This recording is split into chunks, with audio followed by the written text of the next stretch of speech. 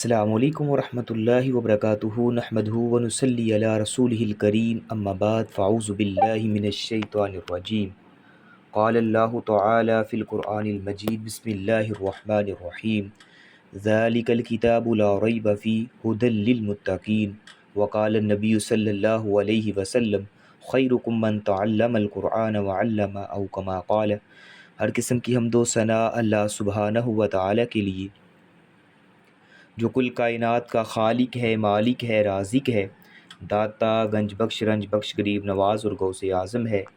کائنات کے ذرے ذرے کا دستگیر ہے، فعال لما یرید ہے، نحن اقرب الیہ من حبل الورید ہے، جس کی ذات، صفات، کمالات کے اندر کوئی بھی شریک نہیں، ازل سے اکیلا ہے اور ابد تک اکیلا رہے گا، اور کل قیامت کے دن بھی اس اکیلے حکمراں کی حکمرانی ہوگی۔ انگنت لاتعداد درود و سلام سرور کائنات، فخر موجودات، سرکار دو عالم، امام الانبیاء جناب محمد رسول اللہ صلی اللہ علیہ وآلہ وسلم کی ذات اقدس پر اللہ سبحانہ و تعالیٰ کا بے حد احسان اور شکر ہے کہ جس خالق کائنات نے ہمیں دوبارہ اس با برکت اور با مقصد مجلس میں جمع فرمایا ہے،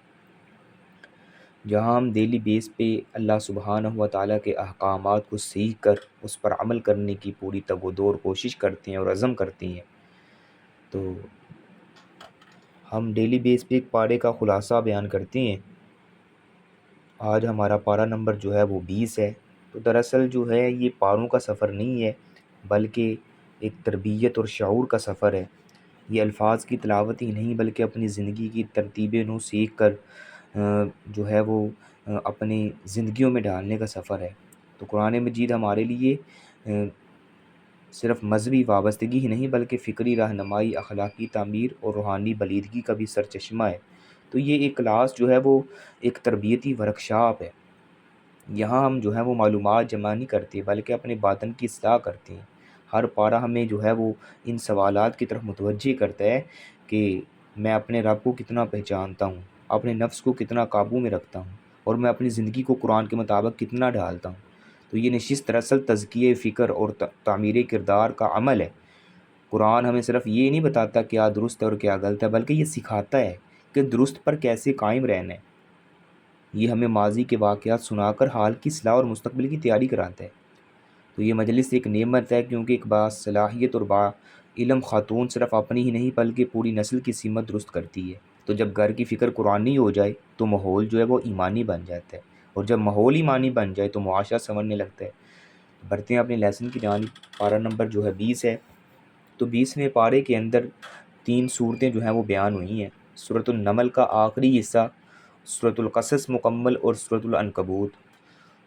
تو سورۃ النمل اللہ تعالیٰ نے مشرکین کو مخاطب کرتے ہوئے ان سے چند سوالات پوچھی ہیں۔ نمل کا ویسے جو مطلب ہوتا ہے وہ چیونٹی ہوتا ہے، کیونکہ پیچھے جو ہے پچھلے پارے میں چیونٹیوں کا تذکرہ فرمایا نا، جب سلیمان علیہ السلام اپنا لشکر لے کر نکلتی ہیں تو چیونٹی نے باقی چیونٹیوں کو کہتی ہے کہ اپنی اپنی بلوں میں داخل ہو جاؤ، کہیں سلیمان علیہ السلام کا لشکر جو ہے وہ تمہیں روند نہ دی اور انہیں خبر بھی نہ ہو اس بات کی۔ تو اس لیے اسی سے جو ہے سورت کا نام جو ہے سورۃ النمل پڑ گیا۔ تو اللہ تعالیٰ نے جو ہے اس پارے کے اندر مشرکین کو مخاطب کرتے ہوئے ان سے چند سوالات پوچھی ہیں کہ اگر ایک عام عقل والا شخص بھی ان پر غور کر لے تو توحید سمجھنا اس کے لیے نہایت آسان ہے۔ اللہ تعالیٰ نے فرمایا امن خلق السماوات والارض، کہ کون ہے جس نے آسمانوں کو اور زمین کو جو ہے وہ پیدا کی ہے۔ وَأَنزَلَ لَكُم مِّنَ السَّمَاءِ مَاءً فَأَنبَتْنَا بِهِ حَدَائِقَ ذَاتِ بَهْجَةٍ، کہ کون ہے جس نے آسمانوں اور زمین کو پیدا کیا ہے اور تمہارے لیے آسمان سے پانی اتارا ہے، پھر ہم نے اس کے ساتھ جو ہے وہ رونق والے باغات اگائے ہیں۔ تو تمہارے بس میں نہ تھا کہ ان درخت کو اگا سکو، کہ اللہ کے سوا کوئی اور معبود ہیں،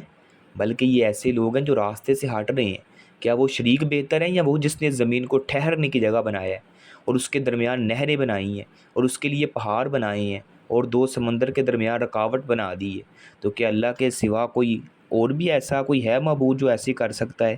بلکہ ان کے اکثر جو ہے وہ نہیں جانتے۔ یا تو وہ لاچارکی کی دعا کرتا ہے، یعنی یا وہ جو لاچار کی دعا قبول کرتا ہے، یعنی جب کوئی بندہ مصیبت میں پھنسا ہوا ہے تو اس کی دعا کو کون قبول کرتا ہے؟ جب وہ اسے پکارتا ہے تو وہی تکلیف کو دور کرتا ہے، اور تمہیں زمین کے جانشین بناتا ہے کہ تو کیا اللہ کے سوا کوئی اور معبود ہے؟ بہت کم جو لوگ ہیں جو نصیحت کو قبول کرتے ہیں۔ اللہ تعالیٰ نے فرمایا الہ مع اللہ، کہ اللہ کے علاوہ بھی کوئی معبود ہے؟ قل ہاتوا برہانکم ان کنتم صادقین، اگر ہے تو لاؤ کوئی دلیل اگر تم سچے ہو اپنے دعووں میں۔ اسی طرح اللہ سبحانہ و تعالیٰ نے ان کو بڑے جو ہے وہ احسن انداز میں سمجھایا ہے کہ کیا اللہ سبحانہ و تعالیٰ کے علاوہ جن کو تم اللہ کا شریک بناتے ہو، کیا وہ ان چیزوں پر قادر ہیں؟ کیا آسمانوں زمینوں کو پیدا کرنے والے ہیں؟ کیا ہیں کوئی ایسا جو تمہارے لیے اس طرح کی چیزیں بنا دے اور تمہارے لیے جو ہے وہ سمندروں کو بنا دے، تمہارے لیے باغات بنا دے، تمہاری تکلیف پریشانی مصیبت میں جب تم پکارو تو تمہاری مصیبت اور پریشانی کو دور کر دے؟ یہ کام صرف اللہ سبحانہ و تعالیٰ کے ذات ہی کے ہیں، اس کے علاوہ یہ کام کوئی بھی نہیں کر سکتا۔ پھر اللہ تعالیٰ نے قرآن مجید جو ہے وہ سابقہ اقوام کی طریق کی تصحیح کرتا ہے۔ اللہ تعالیٰ نے فرمایا ان ھذا القرآن یقص علی بنی اسرائیل اکثر الذی هم فیہ یختلفون، کہ بے شک یہ قرآن بنی اسرائیل کے سامنے اکثر وہ باتیں بیان کرتے ہیں جن میں وہ اختلاف کرتے ہیں۔ تو سابقہ اقوام نے اپنی آسمانی کتابوں اور انبیاء کے فرامین اور تاریخی روایات میں اپنی مرضی سے تبدیلیاں کر لی ہیں۔ تو جو ان کا بات ان کو اچھی لگتی اس کو فالو کرتے، جو بات ان کے یعنی خلاف ہوتی یا ان کی طبع کے مخالف ہوتی تو اس کو جو ہے وہ چھوڑ دیتے، اس کے اندر تبدیلی کر لیتے، یعنی من چاہا دین کو ایکسیپٹ کرتے تھے، من چاہا دین کو لیتے تھے۔ تو اب قرآن کا مقصد ان جھوٹوں کا پول کھولنا ہے جو انہوں نے جو ہے وہ یعنی گھر کر دین میں تبدیلیاں کر دی ہیں۔ تو اب کوئی بھی بات جو سابقہ کتب میں ایک اچھے طریقے سے اور قرآن مجید نے ان کے برعکس بیان کی ہے تو اس میں وہی موقف درست ہے جو قرآن نے بیان کی ہے، یعنی جو ان کی کتابوں میں بات آئی ہے اگرچہ انہوں نے تبدیلیاں کی ہیں تو اب قرآن نے ان کے پول کھولے ہیں، تو جو قرآن نے بیان کی ہیں وہ حقیقی ہیں، جو انہوں نے اپنے اس میں تبدیلیاں کی ہیں وہ جو ہے حقیقی نہیں ہے، کیونکہ قرآن کے نزول کا ایک مقصد یہود و نصارہ کے جو ہے وہ پول کھولنا ہے، یعنی جو انہوں نے اس طرح کی نافرمانیاں کی ہیں، اس طرح کی انہوں نے تبدیلیاں کی ہیں اور اس طرح انہوں نے جو ہے وہ بغاوتیں کی ہیں، تو ان کے سارے جو ہیں وہ پول کھولنے ہیں۔ اسی طرح جو ہے زمین سے دابہ کا خروج، یعنی دابہ جو ہے وہ ایک جانور ہے، اور قیامت کے قریب اس کی نشانیوں میں سے ایک یہ ہے، اللہ تعالیٰ نے فرمایا کہ زمین سے ایک جانور نکلے گا، یعنی قرب قیامت زمین سے ایک جانور نکلے گا جو لوگوں سے باتیں کرے گا، اور لوگوں سے باتیں بھی کرے گا اور لوگوں کے لیے اللہ تعالیٰ کی آخری حجت ہوگی۔ تو نبی علیہ الصلوۃ والسلام نے فرمایا ہے، حدیث ہے صحیح مسلم کے اندر، کہ 6 چیزوں سے پہلے نیک اعمال میں جلدی کر لو، یعنی 6 چیزوں سے پہلے نیک اعمال میں جلدی کرو۔ وہ 6 چیزیں کون سی ہیں؟ ایک یہ ہے کہ سورج کا مغرب سے نکلنا، یعنی سورج کے مغرب سے نکلنے سے پہلے نیکیوں میں جلدی کرو، کیونکہ جب سورج جو ہے وہ مغرب سے نکلے گا تو وہ یعنی قرب قیامت اس وقت جو ہے وہ بھرپا ہو جائے گی، کیونکہ جب سورج جو ہے وہ مشرق کی بجائے مغرب سے طلوع ہوگا تو سمجھ لیں کہ قیامت قائم ہو جائے گی۔ دوسرا یہ ہے، فرمایا دوسری ہے دھواں، یعنی دھواں نکلنے سے پہلے جو ہے وہ نیک اعمال میں جلدی کرو۔ یہ بھی ایک قیامت کی نشانیوں میں سے ایک نشانی ہے کہ آگ نکلے گی، دھواں نکلے گا، لوگوں کو جو ہے وہ سارے وہ آگ جو ہوگی یعنی عرب ممالک کی طرف جو ہے وہ اکٹھا کر دے گی سب لوگوں کو۔ تیسری یہ ہے کہ دجال کے آنے سے پہلے نیکیوں کرنے میں، نیک اعمال کرنے میں جلدی کر لو۔ اور چوتھی ہے زمین کا جانور جسے دابہ کہتے ہیں، یعنی وہ زمین کا جانور نکلنے سے پہلے نیک اعمال میں جلدی کر لو۔ پانچواں ہے موت، یعنی موت کے آنے سے پہلے نیک اعمال میں جلدی کر لو۔ اور چھٹی ہے قیامت کے آنے سے پہلے قیامت کے برپا ہونے سے پہلے نیک اعمال میں جلدی کر لو۔ اگر ان سے پہلے آپ جلدی نیک اعمال میں کرتے ہو وہ آپ کو فائدہ دیتے ہیں، اگر اس کے بعد آپ کہیں گے مجھے نیک اعمال کی توفیق مل جائے تو وہ پھر کسی کو بھی جو ہے مہلت نہیں ملے گی۔ اسی طرح جو ہے مسلمانوں کو نصیحت کی جا رہی ہے کہ تقریباً ہر سورت کے آخر پر اللہ تعالیٰ نے اپنے بندوں کو کچھ خاص نصیحتیں فرماتا ہے، تو اس سورت کے آخر پر بھی اللہ تعالیٰ اپنے بندوں کو مخاطب کر کے فرمایا ہے انما امرت ان اعبد رب هذه البلدة الذي حرمها وله كل شيء وامرت ان اكون من المسلمين۔ اللہ تعالیٰ کے پاک پیغمبر جناب محمد رسول اللہ صلی اللہ علیہ وسلم فرماتے ہیں مجھے تو یہی حکم دیا گیا ہے کہ میں اس شہر کے رب کی عبادت کروں جس نے اسے حرمت دی ہے اور اسی کے لیے ہر چیز ہے۔ مجھے حکم دیا گیا کہ میں فرما برداروں میں سے ہو جاؤں اور یہ کہ میں قرآن پڑھوں۔ پھر جو سیدھے راستے پر آ جائے تو وہ اپنے ہی لیے راستے پر آتا ہے، یعنی اس سے اپنا ہی فائدہ ہوتا ہے، اور جو گمراہ ہو کر کہہ دے کہ میں تو بس ڈرانے والوں میں سے ہوں، اگر کوئی گمراہ ہو جائے تو میں تو اس کو ڈرانے والا ہوں، اور کہہ دے کہ سب تعریف اللہ کے لیے ہے، ان قریب وہ تمہیں اپنی نشانیاں دکھائے گا تو تم انہیں پہچان لو گے، اور تیرا رب ہرگز جو ہے وہ اس سے غافل نہیں ہے جو تم کرتی ہو، جو بھی تم کر رہے ہو اللہ سب جاننے والا ہے، اللہ تو علیم بذات الصدور ہے، سینے کے اندر چھپے بیدوں کو جاننے والا ہے۔ تو یہ اگر اس سے پہلے پہلے تم ایمان لے آتے ہو، اور ساتھ ساتھ فرمایا کہ اگر تم سیدھے راستے پہ آ جاتے ہو تو پھر وہ تمہارا اپنا ہی فائدہ ہے، اگر تم نہیں مانتے تو اللہ کا عذاب بھی جو ہے اللہ نے تیار کی ہے، میں تو ڈرانے والا بنا کے بھیجا گیا ہوں۔ پھر سورۃ القصص جو ہے وہ بیان ہو رہی ہے، تو سورۃ الشعراء، سورۃ النمل، سورۃ القصص اسی ترتیب سے نازل ہوئی ہیں جس ترتیب سے قرآن مجید میں جو ہے یہ لکھی ہوئی ہیں۔ تو سورۃ القصص جو ہے وہ مکی دور کے تیسرے حصے میں نازل ہوئی ہے۔ تو اس صورت میں سیدنا موسیٰ علیہ السلام کا واقعہ جو ہے وہ بڑی تفصیل سے بیان کیا گیا ہے، اس کے ساتھ فرعون، حامان، قارون کا انجام بھی پوری تفصیل سے واضح کیا گیا ہے۔ کہ اس کا مقصد جو ہے وہ مکہ کے سرداروں کو یہ بتانا تھا کہ جو لوگ زمین میں بڑے بنے ہوئے ہیں نا، اگر وہ اصلاح اور حق کی حمایت کے لیے اپنی طاقت کو استعمال کریں گے تو اللہ تعالیٰ ان پر اپنا خاص فضل اور کرم کرے گا۔ اگر انہوں نے اپنا مقام و مرتبے کو جو ہے اللہ تعالیٰ نے جو انہیں عطا کی ہے حق کو روکنے، باطل کو پھیلانے اور زمین میں فساد مچانے کے لیے استعمال کریں گے تو پھر ان کا انجام وہی ہوگا جو فرعون، حامان اور قارون کا ہوا ہے۔ تو جب ظالموں کی تباہی کا فیصلہ آتا ہے تو اس کا بندوبست جو ہے ان کے گھر ہی سے اللہ تعالیٰ جو ہے کر دیتا ہے، اور انہیں خبر بھی نہیں ہوتی، جیسا اللہ تعالیٰ نے فرمایا طاسین میم تلک آیات الکتاب المبین نتلو علیک من نبأ موسیٰ وفرعون بالحق لقوم یؤمنون ان فرعون علا فی الارض وجعل اہلہا شیعا یستضعف طائفۃ منہم یذبح ابناءہم ویستحیی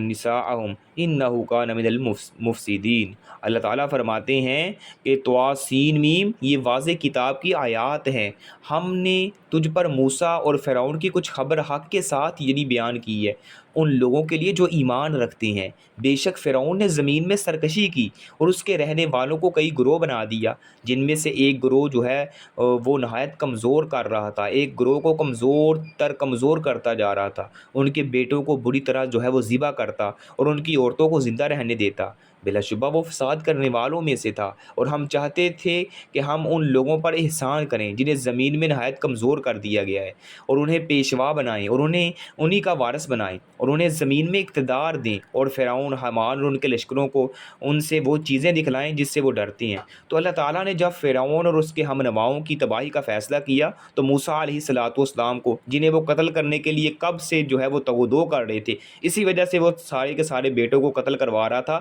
کہ موسیٰ علیہ السلام جو ہے وہ پیدا نہ ہو جائیں، تو اللہ تعالیٰ نے ان کے گھر میں ہی ان کے ہاتھوں جو ہے وہ اس کو پروان چڑھایا، اور اللہ تعالیٰ کے منصوبوں کو کوئی روک تو نہیں سکتا۔ اللہ تعالیٰ نے جو ہے کیسی اس کی جو ہے وہ پرورش فرمائی۔ اللہ تعالیٰ فرماتے ہیں وَأَوْحَيْنَا إِلَىٰ أُمِّ مُوسَىٰ أَنْ أَرْضِعِيهِ فَإِذَا خِفْتِ عَلَيْهِ فَأَلْقِيهِ فِي الْيَمِّ وَلَا تَخَافِي وَلَا تَحْزَنِي إِنَّا رَادُوهُ إِلَيْكَ وَجَاعِلُهُ مِنَ الْمُرْسَلِينَ۔ اللہ تعالیٰ فرماتے ہیں ہم نے موسیٰ کی ماں کی طرف جو ہے وحی کی کہ اسے دودھ پلا، پھر جب تو اس سے ڈرے تو اسے جو ہے دریا میں ڈال دے، اور نہ ڈر اور نہ غم کر، بے شک ہم اسے تیرے پاس واپس لانے والے ہیں، اور اسے جو ہے وہ رسولوں میں سے بنانے والے ہیں، یعنی اس کو رسول بھی بنانے والے ہیں۔ تو آپ نے یعنی غم نہیں کرنا، جو ہے وہ پریشان نہیں ہونا۔ نبی علیہ الصلوۃ والسلام جناب محمد رسول اللہ صلی اللہ علیہ وسلم کو یہ واقعہ بتایا جا رہا ہے۔ تو اب ہوتا ہے کہ آخر جو ہے تو فرعون کے گھر والوں نے اسے اٹھا لیا، یعنی جب ماں نے جو ہے غم محسوس کیا تو اس کو جو ہے وہ اس دریا کے اندر جو ہے وہ ڈال دیتی ہے، ایک بیگ کے اندر، صندوق کے اندر ڈال کے۔ تو آخر کار جو ہے فرعون کے گھر والوں نے اسے اٹھا لیا، تاکہ آخر ان کے لیے دشمن بھی تو اس نے ثابت ہونا تھا۔ تو بے شک فرعون اور حامان اور ان کے لشکر جو ہے وہ خطا کار تھے۔ فرعون کی بیوی نے کہا یہ میرے لیے اور تیرے لیے آنکھوں کی ٹھنڈک ہوگا، اسے قتل نہ کرو، امید ہے کہ وہ ہمیں فائدہ پہنچائیں یا ہمیں اسے اپنا بیٹا بنا لیں، اور وہ سمجھتے نہ تھے، اور موسیٰ کی ماں کا دل جو ہے وہ خالی ہو گیا۔ یہ ترجمہ کر رہا ہوں قرآن کی آیات کا۔ یقیناً وہ قریب تھی کہ اسے ظاہر کر ہی دیتی، اگر یہ بات نہ ہوتی کہ ہم اس کے دل پر جو ہے وہ باندھ دیا تھا ہم نے، تاکہ وہ ایمان والوں میں سے ہو۔ اس نے اس کی بہن سے کہا کہ اس کے پیچھے پیچھے جا، بس وہ جو ایک طرف سے دیکھتی رہی، اور وہ شعور نہیں رکھتے تھے، اور ہم نے اس پر پہلے سے تمام دودھ جو ہے وہ حرام کر دیے، یعنی جو بھی اس کو دودھ پلانے والی آتی دائی وغیرہ تو وہ کسی کا بھی دودھ نہ پیتا تھا، یعنی سیدنا موسیٰ علیہ السلام۔ اس نے کہا کہ میں تمہیں ایک گھر والے نہ بتاؤں جو تمہارے لیے اس کی پرورش کریں اور وہ اس کے خیر خواہ بھی ہوں۔ تو ہم نے اس کی ماں کے پاس ہی واپس پہنچا دیا تاکہ اس کی آنکھ جو ہے وہ ٹھنڈی ہو جائے اور وہ غم نہ کرے، تاکہ وہ جان لے کہ اللہ کا وعدہ جو ہے وہ سچا ہے۔ لیکن ان کے اکثر نہیں جانتے کیسے اللہ سبحانہ و تعالیٰ نے جو فرعون جو ہے وہ تگ و دو کر رہا تھا کہ میں نے وہ بیٹا پیدا نہیں ہونے دینا جو میری سلطنت کو ختم کرے گا، اللہ سبحانہ و تعالیٰ نے پیدا کر کے اس کے ہی گھر میں جو ہے اس کو کیسے اس کی جو ہے وہ پرورش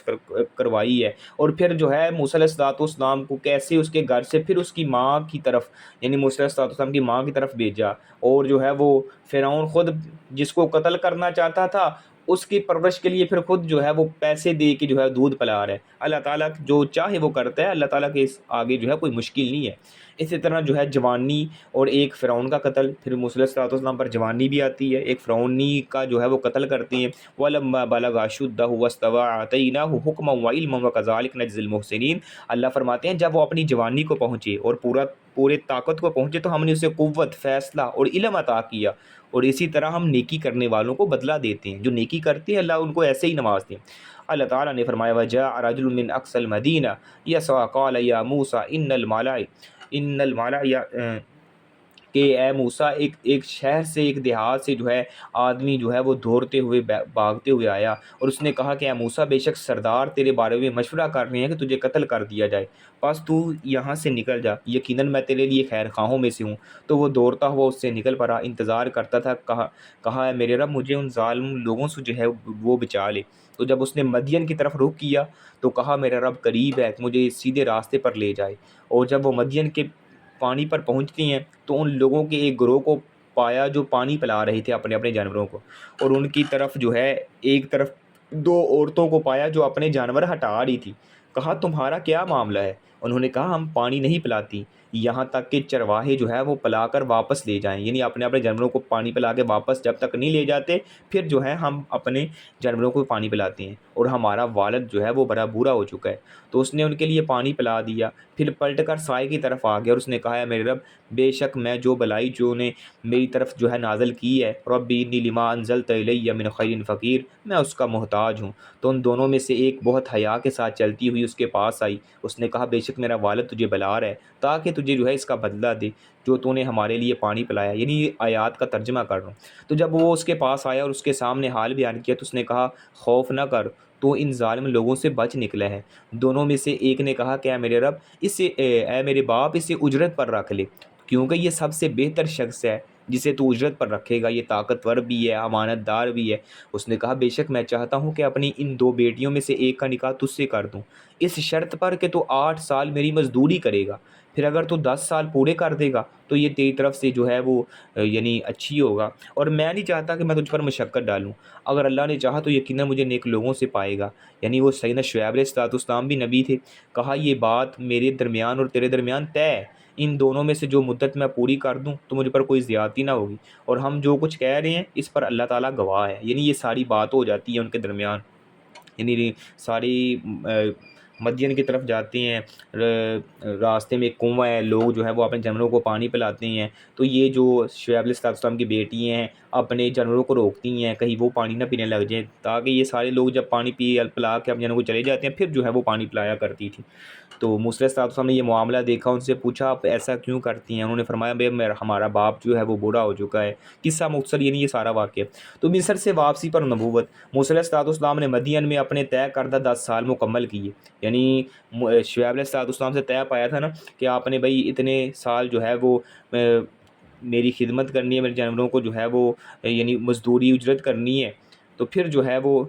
میری بیٹی یعنی دونوں بیٹیوں میں سے ایک کے ساتھ جو ہے تو تمہارا جو وہی حق مہر ہوگا، یعنی تو نے جو ہے وہ اتنے دیر جو ہے ہماری مزدوری کرنی ہے۔ تو جب وہ سارا معاملہ اور سارا وہ یعنی مدت کو پورا کرتے ہیں، یعنی مدت پوری کر کے واپس آتے ہیں، تو اللہ سبحانہ و تعالیٰ نے ان کو جو ہے وہ نبوت کے فریضے سے بھی سر انجام جو ہے نبوت کا تاج بھی جو ہے وہ پہنانا تھا۔ تو اب جب وہ 10 سال جو ہے وہ پورا کر کے مدت کو واپس آتے ہیں تو اللہ سبحانہ و تعالیٰ نے ان کو کیسے جو ہے وہ نبوت عطا فرمائی، اس کا جو ہے وہ آگے اللہ تعالیٰ نے اس کا معاملہ جو ہے وہ بیان فرما رہے ہیں۔ اللہ تعالیٰ نے فرمایا یعنی وہاں پہ شرط کیا لگائی تھی کہ 8 سال میری مزدوری کرے گا، اگر تو 10 سال پورے کرے گا تو یہ تیری طرف سے جو ہے وہ یعنی احسان ہوگا، اچھی ہوگی۔ تو موسیٰ علیہ السلام نے جو ہے وہ مدین میں اپنے طے کردہ 10 سال مکمل کیے، اور گھر کی جو ہے وہ یاد بھی آنے لگی، تو اپنی بیوی وغیرہ کو لے کے جو ہے وہ نکلتے ہیں، اللہ پر توکل کر کے مصر کی طرف جو ہے واپس چل پڑتی ہیں۔ سردی کا موسم تھا، رات کا وقت تھا، راستہ بھی بھول گئے، تو ایک جگہ انہیں جو ہے وہ آگ دکھائی دیتی ہے، تو نبی موسیٰ علیہ السلام نے اپنے گھر والوں سے کہا فلما قضیٰ موسیٰ الأجل وسار بأہلہ، اور پھر جب موسیٰ علیہ السلام وہ مدت پوری کر کے اپنے گھر والوں کے کو لے کر چلا، تو اس نے پہاڑ کی طرف سے ایک جو ہے آگ دیکھی، اور اپنے گھر والوں سے کہا کہ تم یہاں رکو، بے شک میں نے ایک آگ دیکھی ہے، ہو سکتا ہے میں تمہارے لیے اس سے کوئی خبر لے آؤں یا آگ کا کوئی انگارہ لے آؤں، تاکہ تم جو ہے وہ اسے تاپ لو، یعنی اس سے جو ہے وہ گرمائش حاصل کر سکو۔ تو جب وہ اس کے پاس آیا تو اس سے جو ہے وہ بابرکت یعنی جو زمین کا ٹکڑا تھا، وادی کے دائیں کنارے سے ایک درخت سے آواز آئی، تو درخت سے کیا آواز آتی ہے؟ موسیٰ، اے موسیٰ میں تیرا رب ہوں، میں ہی اللہ ہوں جو سارے جہانوں کا رب ہوں، اور یہ کہ اپنی لاٹھی پھینک۔ تو جب اس نے جو ہے اسے دیکھا کہ وہ حرکت کر رہی ہے جیسے وہ ایک سانپ ہے، تو جو ہے وہ موسیٰ علیہ السلام جو ہے وہ پیٹھ پھیر کر جو ہے وہ چل دی اور پیچھے مڑے، تو فرمایا موسیٰ آگے آ اور خوف نہ کر، یقیناً تو امن والوں میں سے ہے، اپنا ہاتھ اپنے گریبان میں داخل کر، وہ کسی عیب کے بغیر جو ہے وہ سفید اور چمکدار نکلے گا، اور خوف سے بچنے کے لیے اپنا بازو اپنی جانب ملا لے، سو یہ دونوں تیرے رب کی جانب سے فرعون اور اس کے سرداروں کی طرف دو دلیلیں ہیں، بلا شبہ وہ ہمیشہ سے نافرمان لوگ ہیں، یعنی تیرے لیے یہ معجزے ہیں جو میں نے تجھے عطا کی ہیں۔ پھر موسیٰ علیہ السلام نے اللہ سے التجا کی کہ اے اللہ جو ہے التجا کیا کہ اے اللہ میرا جو بھائی ہے ہارون علیہ السلام، میری زبان میں تھوڑی جو ہے وہ لکنت ہے، تو اس کو بھی میرا جو ہے وہ ہمسر بنا دے، اس کو بھی میرے ساتھ جو ہے اس منصب سے سرفراز فرما دے، یعنی دعا کی تو اللہ تعالیٰ نے جو ہے ان کو بھی ان کے ساتھ جو ہے وہ یعنی نبوت سے جو ہے سرفراز فرما دیا۔ تو دونوں بھائیوں نے مل کر جو ہے پھر ان لوگوں کو موسیٰ یعنی فرعون اور اس کے جتنے بھی حواری وغیرہ تھے، ان کے سردار تھے، ان سب کو جو ہے وہ دعوت کے لیے آ جاتے ہیں۔ فلما جاءهم موسیٰ بآیاتنا بینات قالوا ما هذا الا سحر، جب موسیٰ علیہ السلام جو ہے ان کے پاس واضح نشانیاں لے کے آتی ہیں، تو ان سب نے جو ہے ان کو جھٹلا دیا اور کہا یہ تو کوئی بہت بڑا جادوگر ہے، یعنی جادوگر ہے۔ تو اس کے مقابلے میں انہوں نے کیا کیا، ملک بھر کے جو ہے وہ جادوگر اور مشہور و معروف جو جادوگر ہیں وہ اکٹھے کر لیے، یعنی پیچھے ہم نے کئی دفعہ یہ یعنی واقعہ پڑھا ہے، تو سب کو جو ہے وہ اکٹھا کر کے برکیف وہ جتنے بھی انہوں نے جادوگر اکٹھے کیے تھے، ان کو پتہ چل گیا یہ کہ بھئی موسیٰ علیہ السلام جادوگر نہیں ہے، یہ واقعی اللہ کا سچا نبی ہے۔ وہ بھی موسیٰ علیہ السلام پر ایمان لے آتے ہیں، اور پھر ان کو اب اس بات سے بڑا دکھ ہوا کہ انہوں نے میری اجازت کے بغیر ہی جو ہے وہ ایمان لے آئے ہیں۔ اسی طرح اللہ تعالیٰ نے یہ آپ کو یہ سارے واقعات بتا کے سمجھایا کہ یہ جو سردار ہیں ان سے آپ کہہ دیں کہ اگر یہ سارے معاملات جس طرح موسیٰ علیہ السلام فرعون اور اس کے ہم نوا اور اس کے سرداروں کو دے کر آئے ہیں، انہوں نے جو ہے وہ نہیں مانی، تو اللہ نے ان کو جو ہے وہ غرق کیا۔ اگر آپ یہ مکہ کے اندر جو سردار بنے پھرتے ہیں، اگر یہ بھی باز نہیں آتے تو ان کے ساتھ بھی ایسے ہی جو ہے وہ ماجرا جو ہے وہ پیش آئے گا، اور آپ علیہ السلام اپنی مرضی سے کسی کو ہدایت نہیں دے سکتے۔ نبی علیہ السلام کے چچا ابو طالب نے نبی علیہ السلام کی بہت خدمت کی ہے، اپنی جان پر کھیل کر آپ کو جو ہے وہ تحفظ دی ہے، اس لیے نبی علیہ السلام کی بڑی خواہش تھی کہ وہ ایمان لے آئیں، لیکن جب وہ بغیر ایمان لائے فوت ہو گئے تو نبی علیہ السلام کو دلی دکھ ہوتا ہے کہ یہ میرے چچا تھے، اب یہ جہنم میں جائیں گے، ایمان نہیں لے کے آئے۔ تو اللہ تعالیٰ نے فرمایا انک لا تہدی من احببت ولکن اللہ یہدی من یشاء وہو اعلم بالمہتدین، کہ اس سے معلوم ہوا کہ ہدایت خالص اللہ تعالیٰ کی عطا ہے، اور اللہ اسے عطا کرتا ہے جو اس کی طلب کرتا ہے۔ تو بعض لوگوں کا یعنی اصرار ہے کہ ابو طالب اسلام پر فوت ہوا تھا، تو دلیل کے طور پر وہ یہ بات کہتے ہیں کہ اس نے کہا تھا علی ملت عبد المطلب، کہ میں عبد المطلب کے دین پر ہوں، تو عبد المطلب جو ہے ملت ابراہیمی پر تھے، تو لہٰذا ثابت ہوا کہ ابو طالب مسلمان تھا۔ تو یہ جو استدلال کرتے ہیں یہ بالکل باطل ہے، کیونکہ حدیث میں ہے کہ سیدنا ابو ہریرہ رضی اللہ تعالیٰ عنہ روایت کرتے ہیں کہ نبی علیہ السلام نے اپنے چچا کی موت کے وقت اسے کہا لا الہ الا اللہ کہہ دو، تو یعنی میں قیامت کے دن آپ کے لیے اس کے بارے میں گواہی دوں گا، یعنی آپ لا الہ الا اللہ کلمہ پڑھ دو، میں آپ کی سفارش کروں گا۔ تو اس نے انکار کر دیا تھا۔ پھر اللہ تعالیٰ نے یہ ایک آیت جو ہے وہ نازل فرمائی تھی انک لا تہدی من احببت، کہ بے شک اے نبی جسے تو چاہے تو ہدایت نہیں دے سکتا، یعنی ہدایت دینا جو ہے وہ ہمارا کام ہے۔ تو خوف کے سبب یعنی اگر آپ چاہیں کسی کو ہدایت دیں تو آپ ہدایت نہیں دے سکتے. ہدایت دینا یہدی من یشاء وہو اعلم بالمہتدین، اللہ جسے چاہے ہدایت دے سکتا ہے. ہدایت دینا جو ہے وہ کسی نبی کے ہاتھ میں نہیں ہے بلکہ اللہ سبحانہ و تعالیٰ کے جو ہے وہ ہاتھ میں ہے. اسی طرح جو ہے اس پارے کے اندر ان لوگوں کا بھی تذکرہ کیا گیا ہے جو خوف کے سبب جو ہے ایمان نہ لانے والے لوگ تھے. یعنی مکہ میں مسلمانوں کی حالت بہت جو ہے وہ دن بدن ان پر ظلم و ستم کیا جا رہا تھا. تو کافر ان پر اتنے ظلم و ستم کے پہاڑ توڑ رہے تھے کہ اس منظر کو دیکھ کر بہت سارے لوگ جو ہیں وہ ایمان لانے کی ہمت نہیں کر پا رہے تھے. اس پر اللہ تعالیٰ نے فرمایا وَقَالُوا إِن نَتَّبِعِ الْهُدَىٰ مَعَكَ نُتَخَطَّفْ من ارضنا. اللہ تعالیٰ نے فرمایا کہ انہوں نے کہا کہ اگر ہم تیرے ہمراہ اس ہدایت کی پیروی کریں گے تو ہم اپنی ہی زمین سے اچک لیے جائیں گے، یعنی ہم پر ظلم و ستم کیے جائیں گے. اور ہم نے انہیں با امن حرم میں جگہ نہیں دی. اللہ تعالیٰ فرماتے ہیں کہ ہم نے انہیں یعنی با امن حرم میں جگہ نہیں دی. جس طرح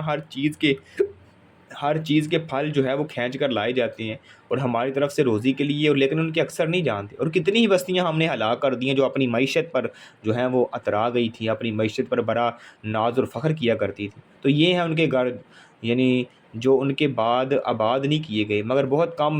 کم ہیں لوگ ہیں جو یعنی ہم ہی جو ہیں وہ ہمیشہ وارث بننے والے ہیں. وہ بہت کم لوگ ہیں جو یعنی دوبارہ آباد ہوئے ہیں. تو قارون کی ہلاکت کا جو بھی تذکرہ فرمایا ہے قرآن مجید نے جو ہے وہ 2 کافروں کے نام لے کر ان پر جو ہے وہ لعنت کی ہے. یعنی 2 کافروں کا نام لے کر ان پر جو ہے وہ لعنت کی ہے. ان میں سے ایک ابو لہب ہے اور دوسرا قارون ہے. دونوں کا یہ جرم ہے کہ یہ نبیوں کے خاندان میں سے اپنے نبیوں کے خاندانوں میں سے تھے. تو انہوں نے نہ صرف ایمان لانے سے انکار کر دیا تھا بلکہ قبائلی اور خاندانی تعلقات کا بھی پاس نہ رکھا تھا، بلکہ ڈٹ کر جو ہے وہ انبیاء کی مخالفت کی اور کافروں کا ساتھ دیا تھا. تو اللہ تعالیٰ نے قارون کے متعلق فرمایا کہ اِنَّ قارون کان من قوم موسیٰ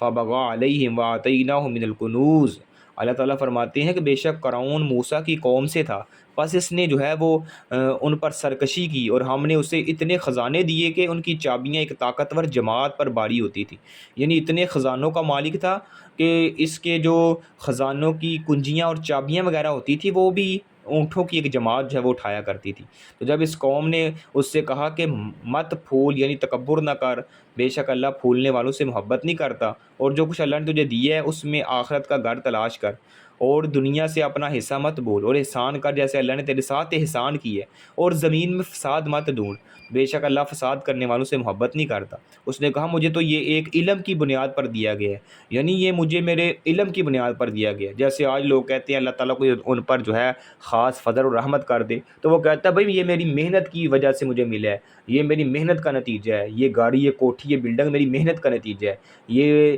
جتنے بھی میرے اوپر احسان ہے، یہ میرے باغات ہیں، میری فصلیں ہیں، یا مجھے اچھی جاب، مجھے ڈگری ہے، مجھے صحت تندرستی، یہ میری اپنی محنت ہے. اور بھائی یہ اللہ کا فضل ہے تجھ پر، اللہ تعالیٰ کے تجھ پر فضل کی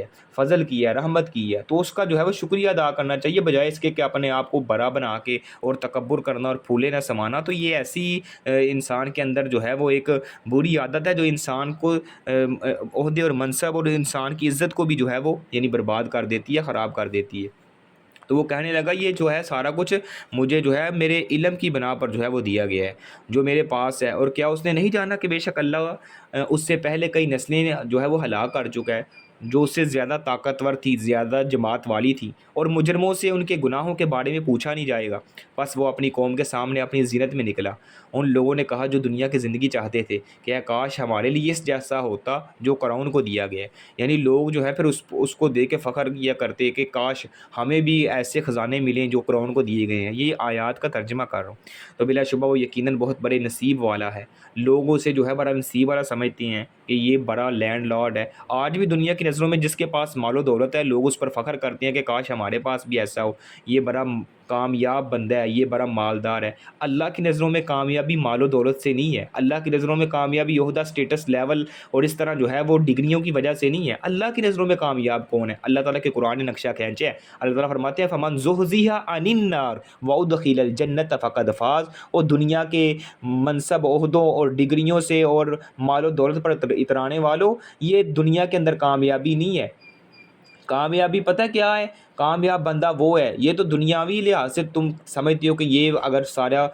چیزیں انسان کے پاس آ جائے تو وہ کامیاب ہے، اللہ کی نظروں میں کامیاب کون ہے؟ اللہ فرماتے ہیں فمن زحزح عن النار، قیامت کے دن جو جہنم سے بچا لیا جائے گا، وادخل الجنت فقد فاز، اور رب کی جنت میں داخل کر دیا جائے گا، یہ بندہ کامیاب ہے۔ باقی یہ جو یعنی یہ سارا معاملہ ہے، یہ دنیاوی اعتبار سے جو تمہیں نظر آتی ہے، یہ چہل پہل چار دن کی چاندنی، یہ دنیاوی اعتبار سے کامیابی ہو سکتی ہے، لیکن ہمیشہ اور اخروی کامیابی کون ہے؟ وہ کامیابی ہے، وہ بندہ کامیاب ہے جو جہنم سے بچا لیا گیا اور رب کی جنت میں جو ہے وہ داخل کر دیا جائے۔ تو اپنی قوم کے سامنے جو اپنی زینت میں نکلا، ان لوگوں نے کہا جو دنیا کی زندگی چاہتے تھے کہ اے کاش ہمارے لیے بھی اس جیسا ہوتا جو قرآن کو دیا گیا ہے، بلا شبہ وہ یقیناً بہت بڑے نصیبے والا ہے۔ ان لوگوں نے کہا جنہیں علم دیا گیا تھا افسوس تم پر، اللہ کا ثواب اس شخص کے لیے کہیں بہتر ہے جو ایمان لایا اور اس نے اچھا عمل کیا، یعنی جو صاحب علم تھے، ایمان والے لوگ تھے، انہوں نے کہا افسوس ہے تم پر، تم ایسی دنیاوی مادی وسائل کی تمنا کر رہے ہو، اللہ کا ثواب اس شخص کے لیے کہیں بہتر ہے جو ایمان لایا ہے اور اس نے اچھا عمل کیا ہے، اور یہ چیز نہیں دی جاتی مگر انہیں جو صبر کرنے والے ہیں، اور ہم نے جو ہے اسے اور اس کے گھر کو جو ہے وہ زمین میں دنسا دیا۔ یہ جو اپنے مال پر اور اپنے مال و ملال پر اتراتا پھرتا تھا، اللہ تعالیٰ نے اس کو زمین میں دنسا دیا، پھر نہ اس کے لیے کوئی جماعت اس کے کام آئی، اللہ کے مقابلے میں کام آئی ہے، نہ کوئی اس کی مدد کر سکے، نہ اس کو کوئی بچانے والی تھی۔ اور جن لوگوں نے کل اس کے مرتبے کی تمنا کی تھی، انہوں نے اس حال میں صبح کی کہ کہہ رہے تھے افسوس ہے، اب معلوم ہوتا ہے کہ اللہ اپنے بندوں میں سے جس کے لیے چاہتا ہے رزق فراغ کر دیتا ہے اور تنگ کر دیتا ہے، اگر یہ نہ ہوتا تو اللہ نے ہم پر احسان کیا تو وہ ضرور ہمیں بھی دنسا دیتا۔ افسوس ایسا معلوم ہوتا ہے کہ حقیقت یہ ہے کہ کافر جو ہے وہ فلاح نہیں پاتے، وہ جو کل جو ہے اس کو دیکھ کر یہ خواہش اور تمنائیں کر رہے تھے کہ ہمیں بھی اس طرح خزانے ملے، ہم بھی ایسے مال و ملال ہمارے پاس بھی ہو، تو جب صبح کرتے ہیں تو وہی لوگ جو ہے اللہ تعالیٰ کے قرآن نے نقشہ کھینچا ہے، وہی لوگ جو ہے یہ کر رہے ہیں کہ افسوس ہے اس پر، یعنی ہلاکت ہوئی ہے اس کے سارے مال کی، یہ بھی تباہ و برباد ہو گیا، اگر ہمارے پاس بھی ہوتا تو ہم بھی ایسے جو ہے زمین میں دنسا دیا جاتے۔ تو یہ یعنی کافر لوگوں کا اللہ تعالیٰ نے جو ہے انجام بیان فرمایا۔ اللہ فرماتے ہیں کافر کبھی بھی فلاح نہیں پا سکتا۔ اس کے بعد سورۃ العنکبوت جو ہے وہ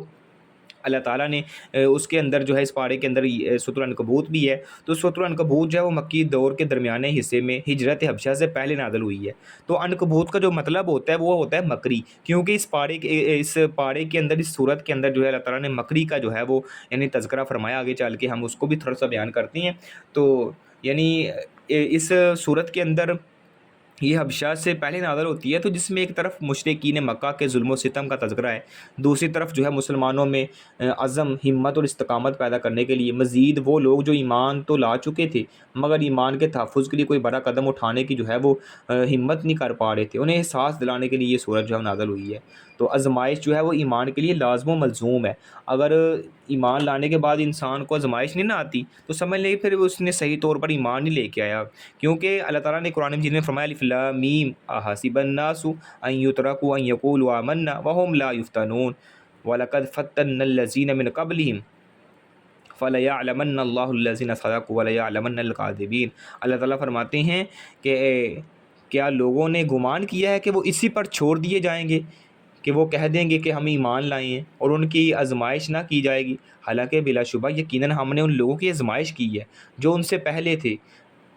سو اللہ ہر صورت میں ان لوگوں کو جان لے گا جنہوں نے سچ کہا ہے، اور ان لوگوں کو بھی ہر صورت میں جان لے گا جو جھوٹے ہیں، یا ان لوگوں نے جو برے کام کرتے رہے ہیں تو یہ گمان کر لیا کہ وہ ہم سے بچ کر نکل جائیں گے، تو برا ہے جو وہ فیصلہ کر رہے ہیں۔ جو شخص اللہ سے ملنے کی امید رکھتا ہے تو بے شک اللہ کا مقرر وقت جو ہے وہ ضرور آنے والا ہے، اور وہی سب کچھ سننے والا ہے، سب کچھ جاننے والا ہے، اور جو جہاد کرتا ہے تو وہ اپنے لیے ہی جہاد کرتا ہے، یقیناً اللہ تو سارے جہانوں سے بہت بے پرواہ ہے، اور جو لوگ ایمان لائے اور انہوں نے نیک کام کیے یقیناً ہم ان سے ان کی برائیاں جو ہیں وہ ضرور دور کر دیں گے، اور یقیناً جو ہے انہیں اس عمل کی بہترین جزا بھی دیں گے جو وہ کیا کرتے تھے۔ اسی کے ساتھ ساتھ اللہ تعالیٰ نے جو ہے ایمان اور اطاعت والدین کے حوالے سے، یعنی مکہ کے نوجوانوں کی نا ایک بڑی تعداد ایمان لا چکی تھی، تو آپ کو معلوم ہوگا کہ قبائلی سسٹم میں والدین اور خاندان کی بڑی اہمیت ہوتی ہے، کیونکہ وہ ایک قبیلے میں رہ رہی ہوتی ہیں تو لوگ جو ہے اپنے والدین کی بڑی یعنی رسپیکٹ کرتے ہیں. تو مشرکین اپنی اولادوں کو کہتے تھے کہ قرآن مجید میں تو والدین کی بڑی اہمیت بیان ہوئی ہے اور والدین کی اطاعت کرنے کا حکم دیا گیا ہے، تو اب جب کہ ہم تمہیں کہہ رہے ہیں کہ اسلام کو چھوڑ دو تو تم والدین کی تمہیں جو ہے وہ اطاعت کرنی چاہیے. یعنی کیسے یہ خناس قسم کے لوگ تھے، یعنی کس طرح جو ہے وہ ہیلے سازی اور بہانے سازی کر کے اولاد کو برگلا رہے ہیں. کہہ رہے ہیں کہ اللہ تعالیٰ نے جو ہے آپ کے قرآن میں بڑی والدین کی عظمت بیان ہوئی ہے اور والدین کا حکم اور اطاعت کرنے کا حکم دیا گیا، تو ہم تمہیں کہہ رہے ہیں کہ اللہ کو چھوڑ دو، تو آپ کیوں نہیں ہماری بات مانتے؟ تو اللہ تعالیٰ نے فرمایا وَوَصَّيْنَا الْإِنسَانَ بِوَالِدَيْهِ حُسْنًا وَإِنْ جَاهَدَاكَ لِتُشْرِكَ بِي مَا لَيْسَ لَكَ بِهِ عِلْمٌ فَلَا تُطِعْهُمَا إِلَى مَرْجِعُكُمْ فَأُنَبِّئُكُم بِمَا كُنتُمْ تَعْمَلُونَ. اور ہم نے انسان کو اپنے ماں باپ کے ساتھ بھلائی کرنے کی تاکید کی ہے، اگر وہ تجھ پر زور دیں کہ میرے ساتھ اس چیز کو شریک ٹھہرائے جس کے بارے میں تجھے کوئی علم نہیں ہے، تو ان کا کہنا مت مان، تمہیں میری طرف ہی لوٹ کر آنا ہے، پھر میں تمہیں بتاؤں گا جو تم کیا کرتے تھے. یعنی والدین کے کہنے پر اللہ تعالیٰ کے ساتھ شرک نہیں کرنا، یہ کسی صورت بھی جائز نہیں ہے. صرف جو ہے شرک ہی نہیں کرنا بلکہ اللہ تعالیٰ اور اس کے رسول کی کوئی بھی نافرمانی بھی نہیں کرنی، کیونکہ والدین یا کسی کے مخلوق کے کہنے پر یہ جائز ہی نہیں ہے. اور سیدنا علی المرتضیٰ رضی اللہ تعالیٰ عنہ فرماتے ہیں کہ نبی علیہ الصلوۃ والسلام نے فرمایا لا طاعۃ لمخلوق فی معصیۃ اللہ عز وجل، اللہ عز وجل کی نافرمانی میں کسی مخلوق کی کوئی اطاعت نہیں ہے. یاد رہے کہ شرک کوئی دلیل نہیں ہوتی، یعنی شرک کی کوئی دلیل نہیں ہوتی، یا تو وہ صرف توہم پرستی یا تقلید کے اندھے پن سے جو ہے وجود میں آتی ہے. کیونکہ علم وہ ہوتا ہے جس کی کوئی دلیل ہو، تو جس کی کوئی دلیل نہ ہو وہ کیا ہوتی ہے، یعنی توہم پرستی اور تقلید کے وجود کی بنا پر جو ہے وہ شرک کے زمرے میں چلی جاتی ہے. تو کچھ لوگ جو ہیں وہ اپنے زیر کفالت جو ہے مسلمانوں سے کہتے تھے کہ تم اسلام چھوڑ دو، اگر اس پر کچھ گناہ ہوا تو وہ ہم اٹھا لیں گے. وقال الذین کفروا للذین آمنوا اتبعوا سبیلنا ولنحمل خطایاکم وما هم بحاملین من خطایاہم من شیء انہم لکاذبون. اللہ تعالیٰ فرماتے ہیں کہ بعض لوگ ایسے ہیں کہ جن لوگوں نے کفر کیا انہوں نے ان لوگوں سے کہا جو ایمان لائے تھے کہ تم ہمارے راستے پر چلو اور لازم ہے کہ ہم تمہارے گناہ اٹھا لیں گے، حالانکہ وہ ہرگز ان کے گناہوں میں سے کچھ بھی نہیں اٹھانے والے. بے شک وہ یقیناً جھوٹے ہیں اور یقیناً ضرور اپنے بوجھ اٹھائیں گے اور اپنے بوجھوں کے ساتھ کئی اور بوجھ بھی اٹھائیں گے، اور یقیناً وہ قیامت کے دن اس کے متعلق ضرور پوچھے بھی جائیں گے جو وہ جھوٹ باندھا کرتے تھے. اسی طرح اللہ تعالیٰ نے جو ہے عذاب کی مختلف صورتیں بھی بیان کی گئی ہیں. تو اس صورت میں مشرکین مکہ کو تنبیہ کرنے کے لیے سابقہ اقوام کے قصے بیان کیے گئے ہیں. جب ان کے پاس انبیاء آئے، انہیں توحید کی دعوت دی اور جواب میں انہوں نے بھی اسی طرح کا رویہ اختیار کیا جس طرح آج مکہ کے سرداروں نے نبی علیہ الصلوۃ والسلام کی دعوت کے خلاف جو ہے رویہ اختیار کر رکھا تھا، تو اس کا نتیجہ ان کی تباہی کی صورت میں نکلا. اسی طرح مشرکین کے دلائل کی حیثیت کیا ہے اللہ تعالیٰ نے جو ہے وہ مکری کے حوالے سے بتایا ہے. اللہ تعالیٰ نے فرمایا کہ جو مشرکین کے دلائل ہیں اور یہ جو اللہ کے ساتھ جو ہے شریک بناتے ہیں، اللہ تعالیٰ فرماتے ہیں مثل الذین اتخذوا من دون اللہ اولیاء کمثل العنکبوت اتخذت بیتا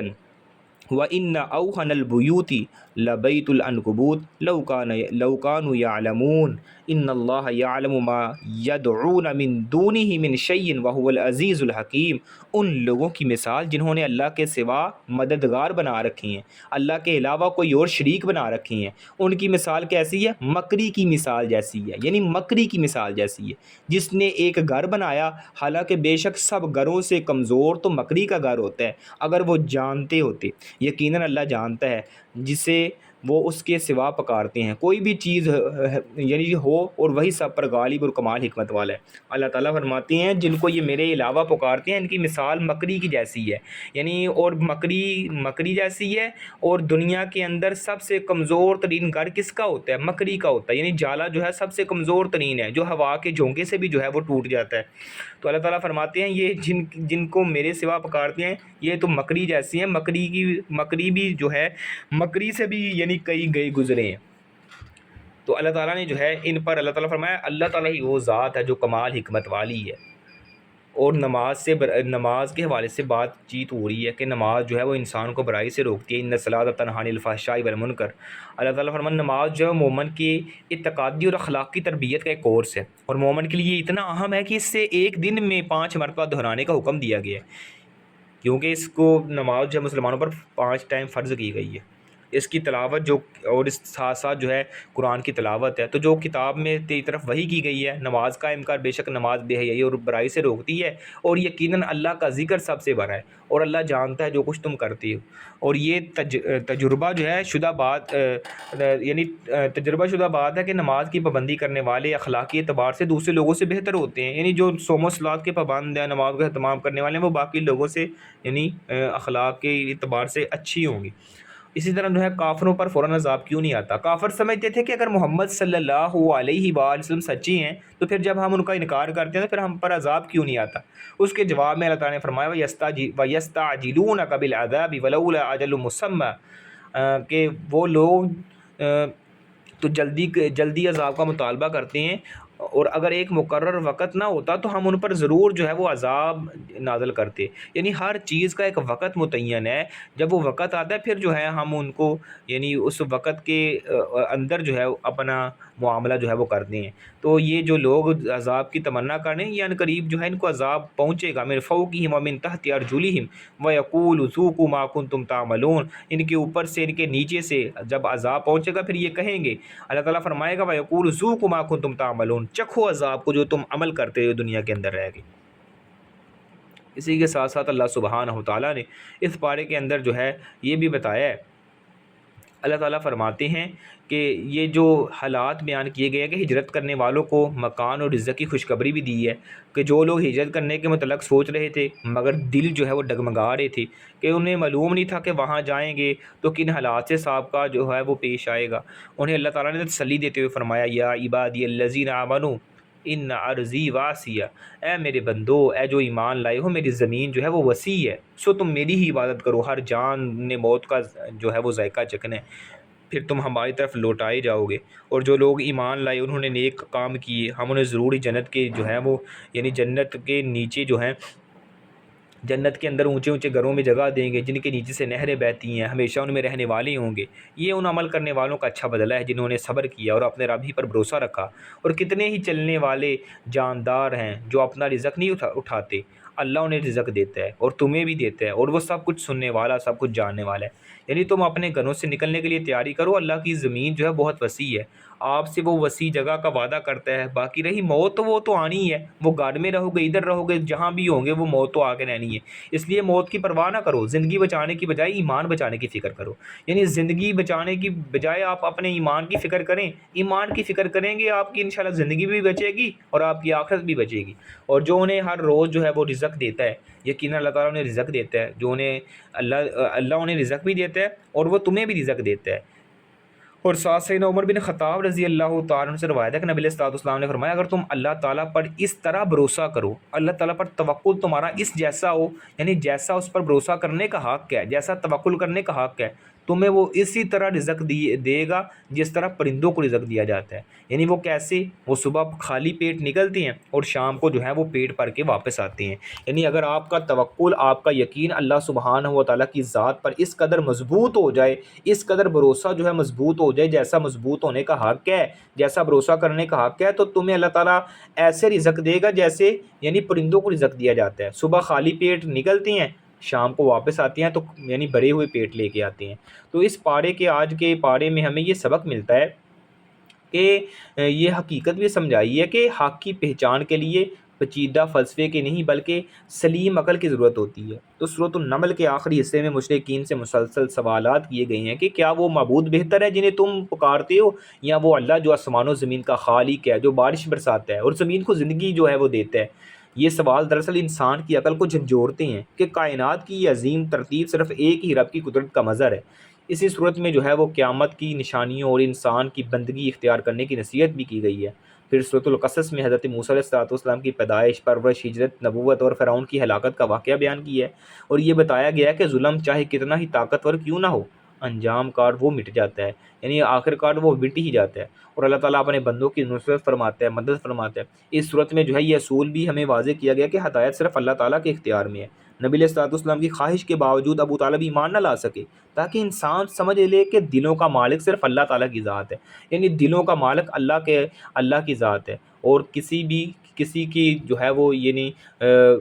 دل اگر چاہے بھی اگر انبیاء کا کہ وہ ایسے کر لے تو اللہ کے اختیار میں ہدایت دینا ہے، کسی نبی کے اختیار میں کسی کو ہدایت دینا نہیں ہے۔ اور سورۃ العنکبوت کے آغاز میں یہ بنیادی حقیقت بیان کی گئی ہیں کہ ایمان کا دعویٰ آزمائش کے بغیر ثابت نہیں ہوتا، یعنی زندگی میں مشکلات، مخالفتیں اور آزمائشیں دراصل ایمان کی سچائی کو پرکھنے کے لیے آتی ہیں۔ والدین کے احترام کی تعلیم کے ساتھ یہ اصول بھی واضح کیا گیا ہے، اگر وہ شرک پر مجبور کریں تو اطاعت نہیں کی جائے گی۔ اس طرح نماز کو برائیوں سے روکنے والی قوت قرار دیا گیا ہے۔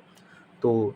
ہمارے لیے لیسن کیا ہے، خواتین کے لیے لیسن کیا ہے، توحید کے یقین کو اپنی زندگی کی بنیاد بنائیں، اپنے گھر کے ماحول کو اسی عقیدے سے مضبوط کریں، آزمائش کو ایمان کا حصہ سمجھ کر صبر کریں اور استقامت اختیار کریں، والدین کا احترام کریں مگر دین کے معاملے میں اللہ کی اطاعت کو مقدم رکھیں، نماز کو اپنی زندگی کا مرکز بنائیں کیونکہ یہی کردار کو سنوارتی ہے، اولاد کو تاریخ انبیاء کے واقعات، یعنی انبیاء کے واقعات، صحابہ صحابیات کے واقعات کے ذریعے حق اور باطل کی پہچان سکھائیں۔ بس اس پارے کا مرکزی پیغام یہ ہے کہ ایمان صرف زبان کا دعویٰ نہیں ہے بلکہ آزمائش، صبر اور توحید پر استقامت کا نام ہے، اور جو خاتون اپنے گھر کو نماز، صبر اور اللہ پر اعتماد کے ساتھ آباد کر لے وہ دراصل ایمان کی مضبوط بنیاد قائم کر رہی ہے۔ ایمان کا راستہ آسان نہیں ہے مگر جو دل اللہ پر بھروسہ کر لے اس کے لیے ہر آزمائش جو ہے اللہ تعالیٰ آسان بنا دیتا ہے، تربیت بن جاتی ہے۔ اللہ تعالیٰ سے دعا ہے جو کچھ سنا جو سنایا اللہ ہم سب کو عمل کرنے کی توفیق عطا فرمائے۔ سبحانک اللہم ربنا و بحمدک و نشہد ان لا الہ الا انت نستغفرک و نتوب الیک۔ السلام علیکم ورحمۃ اللہ وبرکاتہ۔